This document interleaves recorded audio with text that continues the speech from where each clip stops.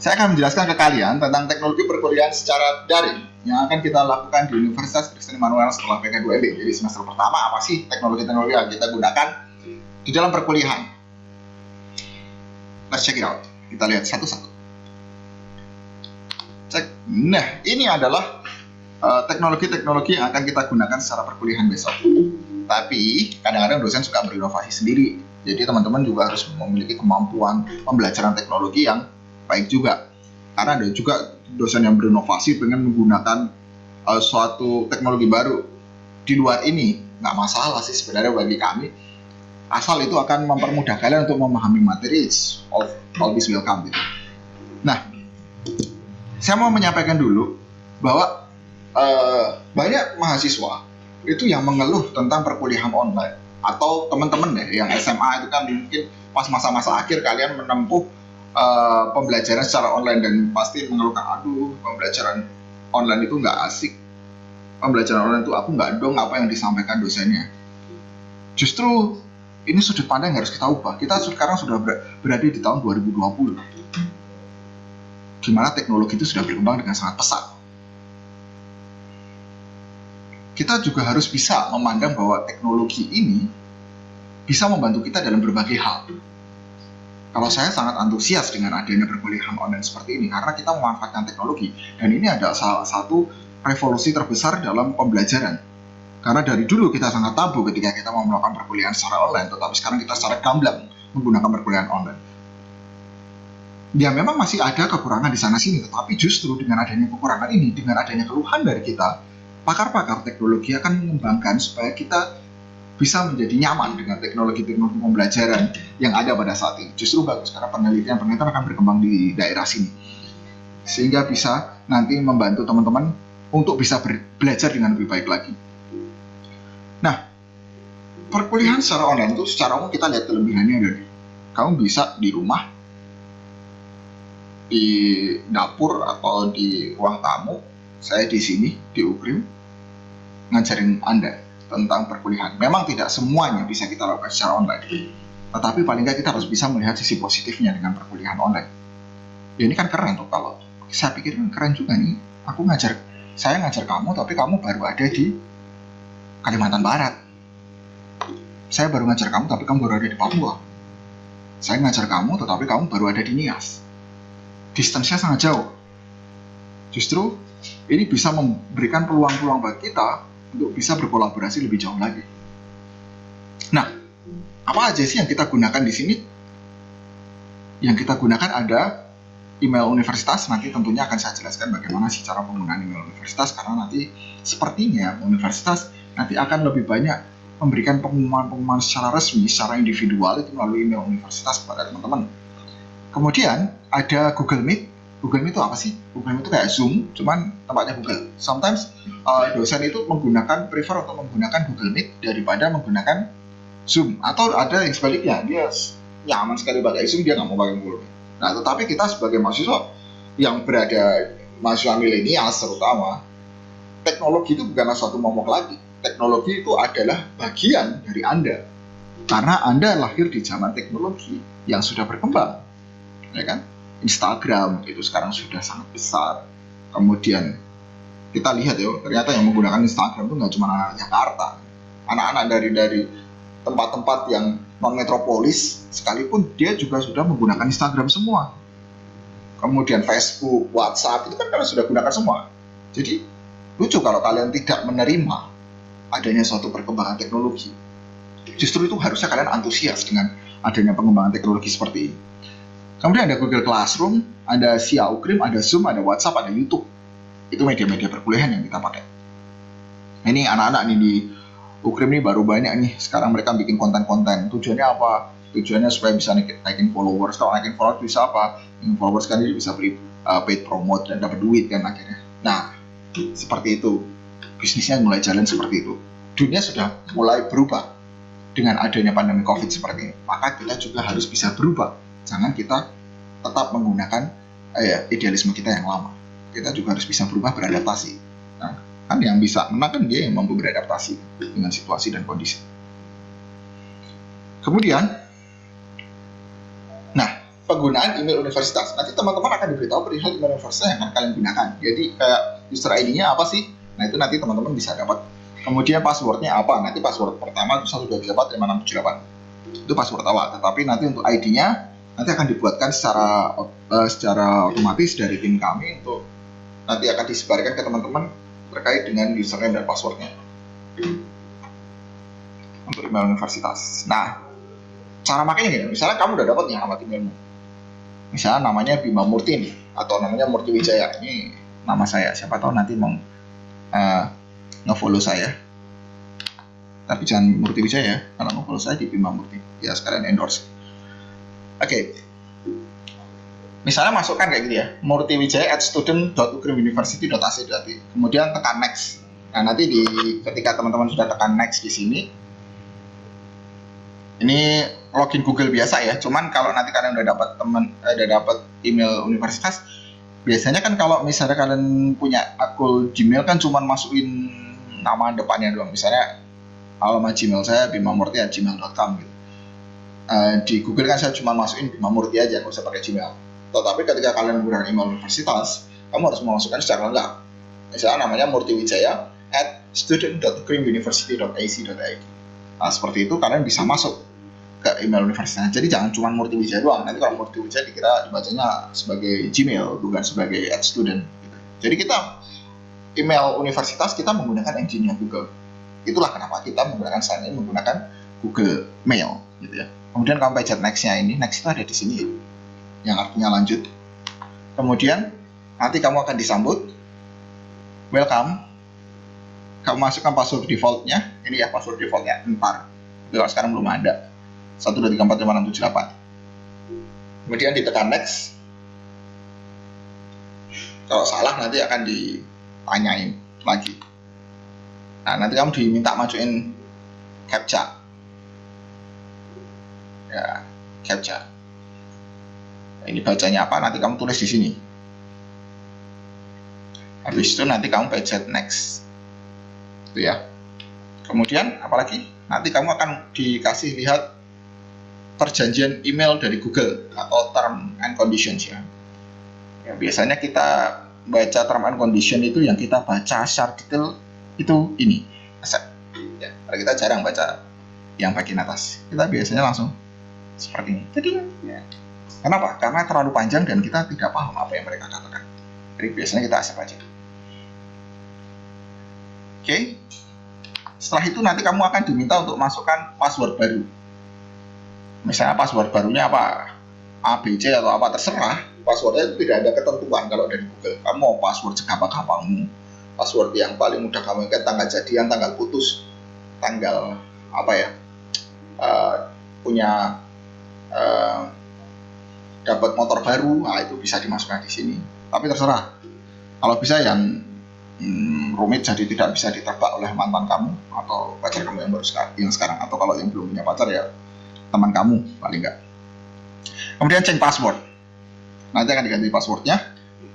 Kemudian di sini nanti kalian akan bisa masuk ke email universitas. Ciri-cirinya gimana? Nanti di sebelah pojokan atas itu ada logo Ukrim. Berarti kamu masuk di email universitas, maka di sini kamu nanti udah dapat inbox kayak Gmail biasa ya, semuanya kayak gitu. Cuman alamatnya kita nggak Gmail tapi @student.ukrimuniversity.ac.id. Terus tujuannya apa sih? Nanti ketika kita sudah memiliki email universitas, satu, kamu bisa ngikutin event-event di kampus lain atau di lembaga pendidikan lain baik nasional maupun internasional. Kalau dia tahu di situ ada ACID, maka kamu dapat privilege khusus biasanya. Karena ini dari institusi pendidikan gitu. Kemudian kamu juga bisa menggunakan fasilitas Google. Termasuk tadi ada Google Meet, ada Classroom dan sebagainya.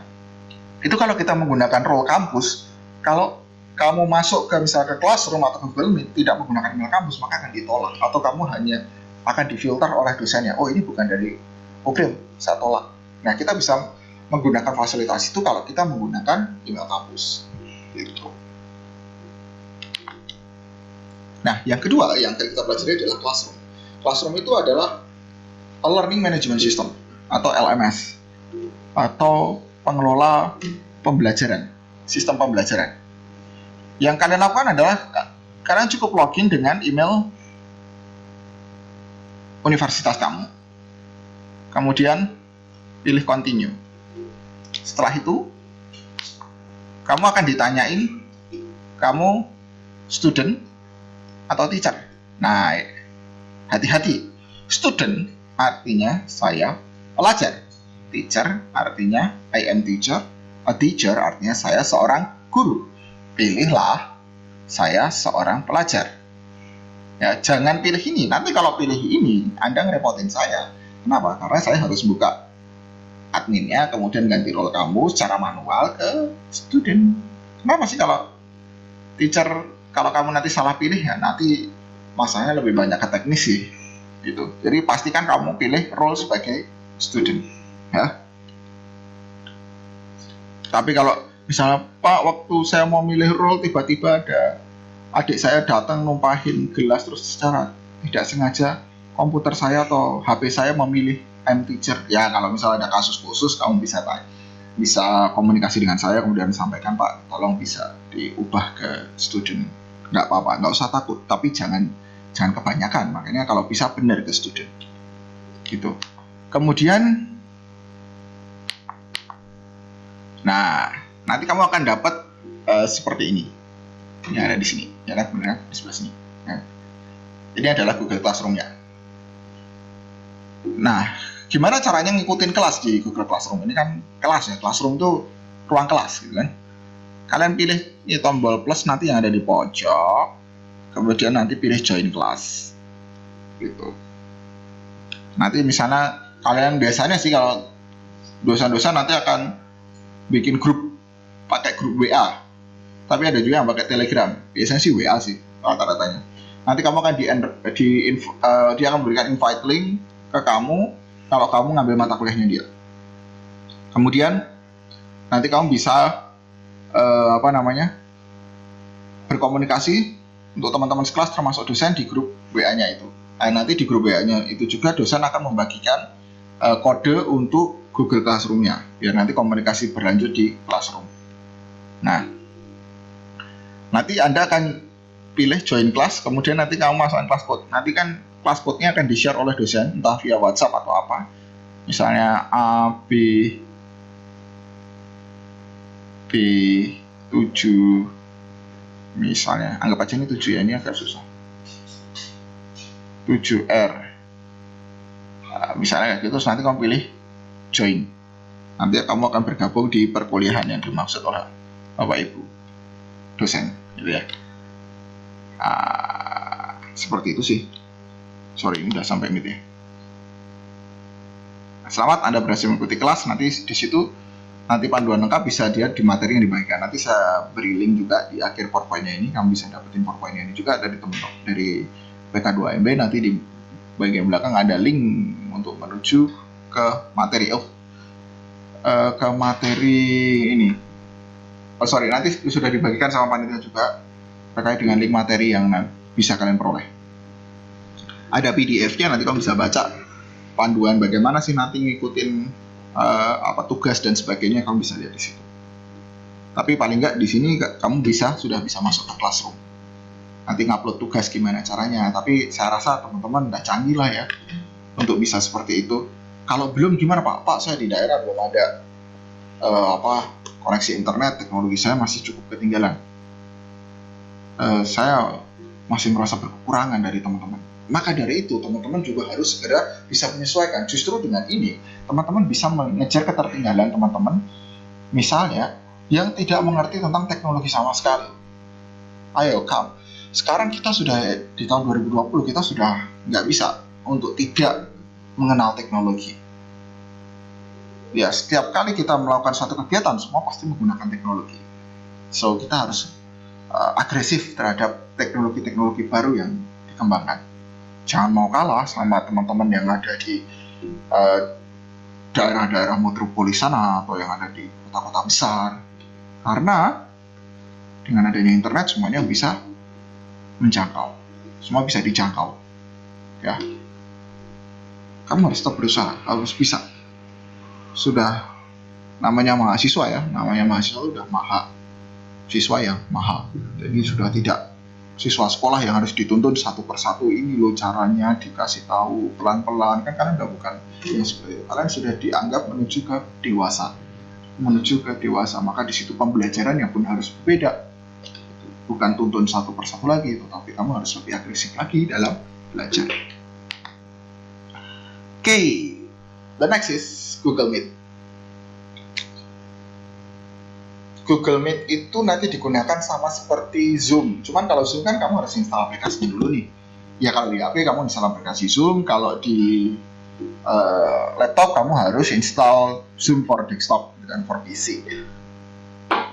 Tetapi kalau kamu pakai Meet, kamu cukup install aplikasinya di HP namanya Meet. Atau kalau di laptop itu nggak usah, kamu buka aja meet.google.com. Itu nanti langsung kebuka halaman seperti ini. Kalau di HP juga ya mirip-mirip lah. Kalau kalian udah bisa pakai HP, harusnya bisa menyesuaikan ya. Kalau di laptop nanti seperti ini tampilan utamanya. Kalian harus login dulu, nanti diminta login. Loginlah pakai email universitas yang nanti dibagikan. Kalau nggak pakai email universitas gimana Pak? Kalau nggak pakai email universitas nanti bisa ditolak sama dosennya karena kamu dianggap di luar dari kampus. Nah, pertama yang kamu lakukan adalah join or start meeting. Pilih yang ada di sini. Nanti kamu masukin kode meetingnya. Yang kode meetingnya nanti diperoleh dari mana Pak? Dosennya nanti akan bagi ke kalian. Silakan join meeting di sini untuk perkuliahan, misalnya energi terbarukan. Nah, dosen itu akan memberikan link, kamu bisa masukkan kodenya di sini, atau kamu langsung klik link yang dibagikan oleh dosennya, maka dia akan langsung lari ke meeting yang dimaksud. Kenapa sih Pak pakai dua, Zoom sama Meet? Nah, sementara ini yang fasilitasnya masih free itu adalah Google Meet, mana dia memberikan fasilitas yang cukup lengkap juga. Kenapa nggak kalau kita bisa pakai yang gratis? Tapi kita akan juga ada beberapa dosen yang juga masih pakai Zoom. Tapi mungkin ada beberapa juga, sebagian kecil aja sih, yang dia masih menggunakan punyanya Microsoft juga. Nah itu teman-teman nanti yang kedapatan dosennya seperti itu, mohon bersabar. Teknologi itu harus dipelajari, silahkan Anda pelajari semuanya. Karena itu mungkin dia punya kelebihan. Nanti kalau kamu mempelajari banyak teknologi kan enak, kamu bisa bandingin, wah tempatku pakai tempatnya Microsoft sama pakai Meet sama pakai Zoom, semuanya dipakai. Nah, kamu malah bisa compare, terus kamu bisa bikin tulisan, bikin perbandingan antara penggunaan Zoom, Meet, dan Microsoft. Asik. Gitu. Kemudian nanti pertama kali kamu masuk, kamu akan ada pertanyaan dulu. Akan dikasih persiapan dulu di sini kamera kamu. Nah ini pastikan ketika kamu masuk di kelas itu mic-nya mati, kameranya mati. Tujuannya apa? Untuk hemat bandwidth. Kamu tahu kan bandwidth itu cukup menguras uang juga. Maka untuk penghematan bandwidth, matikanlah mikrofonmu dan matikanlah video kamu supaya tidak dikirimi video. Kemudian kalau sudah pilih join now, maka kamu akan tergabung di mic-nya. Nanti yang terbuka biasanya adalah tempat dosennya aja. Jadi kamu cuma ngambil data dari dosennya aja. Begitu. Nah, ini nanti tampilannya seperti ini, tampilan Anda. Ini untuk mematikan, ini untuk menghidupin mic, yang ini untuk menghidupkan kamera. Nanti kalau dosen minta share screen kamu, maka kamu pilih yang ini, terus nanti pilih share screen. Gitu ya. Sekian penjelasan dari saya terkait dengan media pembelajaran. Masih ada sih tadi satu media pembelajaran lagi, tapi itu nanti akan dijelaskan lebih lanjut saat nanti di sesi tanya jawab, karena itu hanya sebagian singkat. Nanti kita lanjutkan di sesi tanya jawab. Oke, kalau nanti ada pertanyaan silakan kamu tampung, kemudian kamu tulis saja. Coba buktikan kalian waktu mahasiswa, tanya sebisa mungkin kalian tuh aktif. Nanti kita ketemu lagi di sana dalam sesi tanya jawab. Tanyakan apa yang kalian tidak paham dari materi yang saya berikan. Ada materi nanti juga yang saya sudah berikan materi PPT ini dan PDF yang nanti bisa kalian pelajari, kalian lihat untuk mempelajari kuisnya dan sebagainya. Silahkan Anda pelajari. Nanti kalau ada pertanyaan silahkan Anda tanyakan. Terima kasih. Salam.